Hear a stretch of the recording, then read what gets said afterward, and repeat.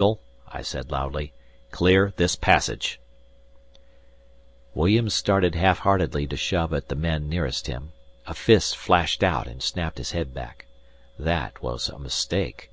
Williams pulled his needler and fired a ricochet down the passage. "'Bout 12 of you yellow-bellies get out of my way," he yelled. "I'm comin' through." Nagel moved close to Williams and shouted something to him. The noise drowned it. Kramer swung back to me, frantic to regain his sway over the mob. "Once I'm out of the way, there'll be a general purge," he roared. The hubbub faded as men turned to hear him. "You're all marked men. He's gone mad. He won't let one of you live." Kramer had their eyes now. "Take him now!" he shouted, and seized my arm to begin the action. He'd rushed it a little. I hit him across the face with the back of my hand. No one jumped to his assistance. I drew my 2mm. "If you ever lay a hand on your commanding officer again, I'll burn you where you stand, Kramer." Then a voice came from behind me.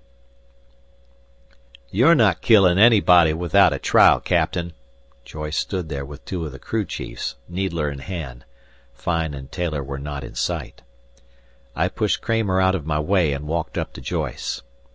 "Hand me that weapon, Junior, but first," I said. I looked him in the eye with all the glare I had. He stepped back a pace. "Why don't you jump him?" he called to the crowd.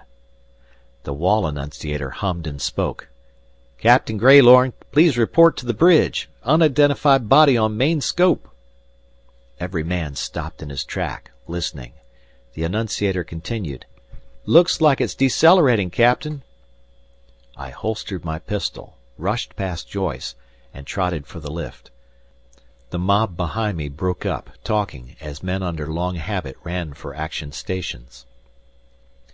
Clay was operating calmly under pressure. He sat at the main screen and studied the blip, making tiny crayon marks. "She's too far out for a reliable scanner track, Captain," he said. "But I'm pretty sure she's braking." If that were true, this might be the break we'd been living for. Only manned or controlled bodies decelerated in deep space. "How did you spot it, Clay?" I asked. Picking up a tiny mass like this was a delicate job, even when you knew its coordinates. "Just happened to catch my eye, Captain," he said. "I always make a general check every watch of the whole forward quadrant. I noticed a blip where I didn't remember seeing one before." "You have quite an eye, Clay," I said. "How about getting this object in the beam?" "We're trying now, Captain," he said. "That's a mighty small field, though." Joyce called from the radar board. "I think I'm getting an echo at 15,000, sir. It's pretty weak." Miller, quiet and meticulous, delicately tuned the beam control. "Give me your fix, Joyce," he said. "I can't find it." Joyce called out his figures, in seconds of arc to 3 places. "You're right on it, Joyce," Miller called a minute later. "I got it. Now pray it don't get away when I boost it." Clay stepped over behind Miller. "Take it a few mags at a time," he said calmly.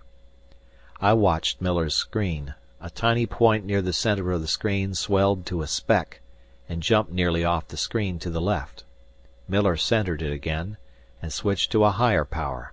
This time it jumped less, and resolved into 2 tiny dots. End of section.